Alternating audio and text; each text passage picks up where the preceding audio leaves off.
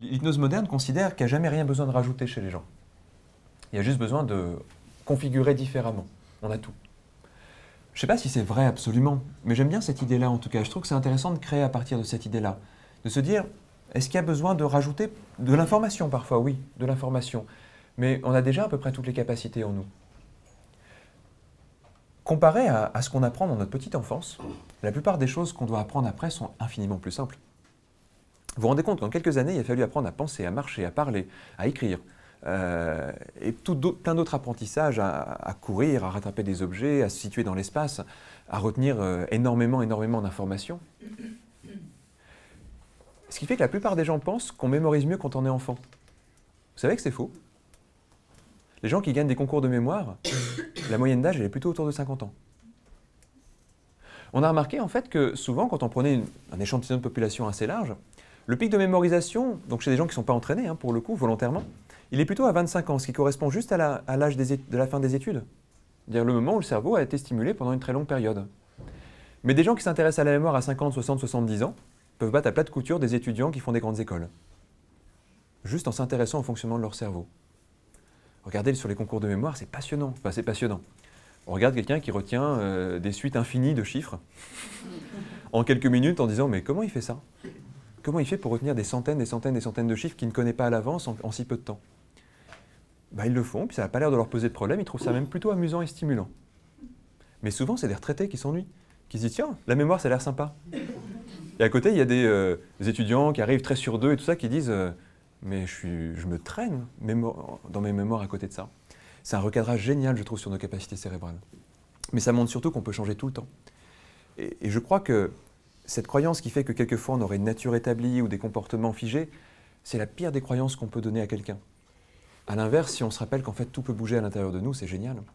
Comment tu te sens là tout de suite? Détendu. Oui. T'es dans ton état normal? Comment? T'es dans ton état normal là? Non, pas non. trop. Je continue à faire des suggestions ou... Non, c'est bien. On en reparlera après, mais l'hypnose a déjà un peu commencé, évidemment. La question qu'on peut toujours se poser, c'est où sont les suggestions? On va en parler un petit peu tout à l'heure. Je voudrais juste faire un petit test quand même pour voir à quel point l'hypnose a commencé. C'est juste pour voir un truc. Normalement, quand les gens commencent à être sous hypnose, voilà, il commence à se passer ça. Tiens, tu vas avoir la sensation que ta main elle va être attirée sur le côté. Hop. C'est assez étrange, non? C'est toujours ta main,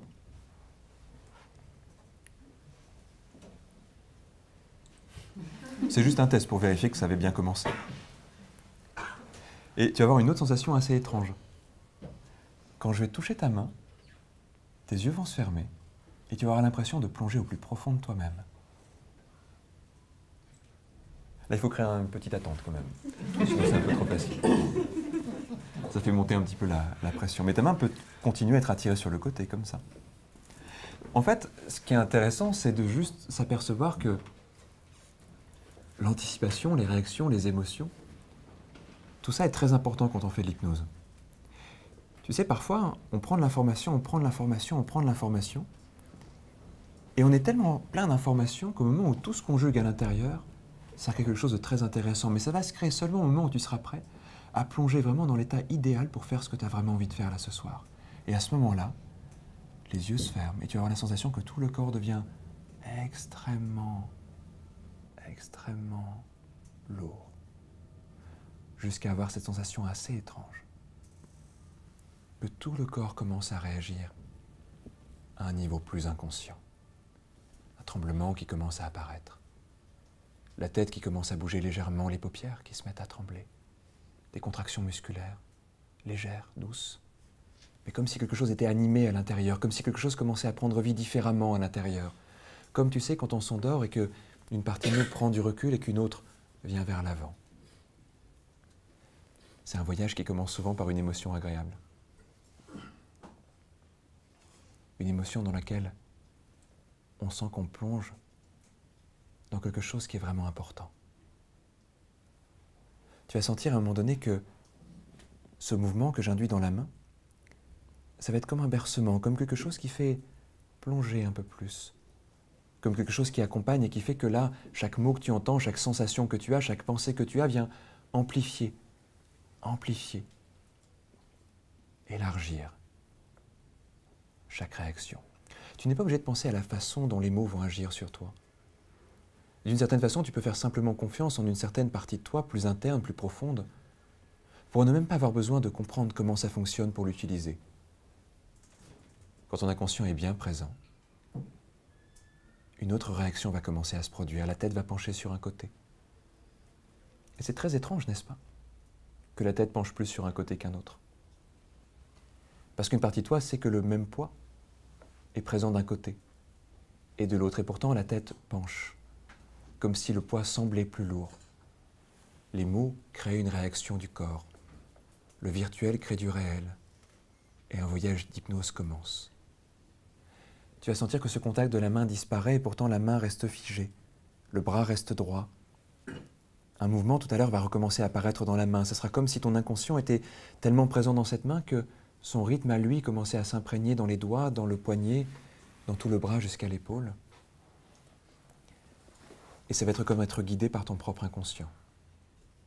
L'état va encore s'approfondir. Il y a des paliers souvent dans l'état d'hypnose. On y va un peu plus, on en prend conscience et on replonge encore un peu plus loin. Comme s'il y avait un endroit qui attirait l'attention, comme s'il y avait, tu sais, quelque chose qui guidait. Ça nous arrive d'être guidés par quelque chose instinctivement.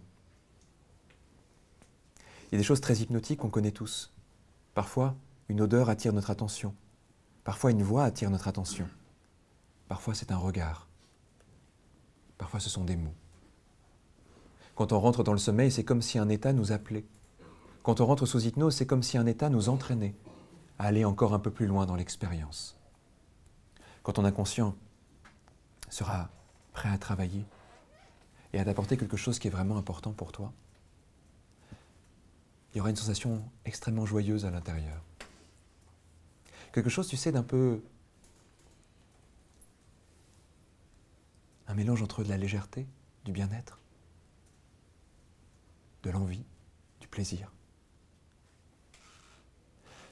Comme s'il y avait déjà les signaux de quelque chose qui était bon. Tu sais, un peu comme quand, avant même de vivre quelque chose, on se prépare déjà à ce que ça soit intéressant et fort.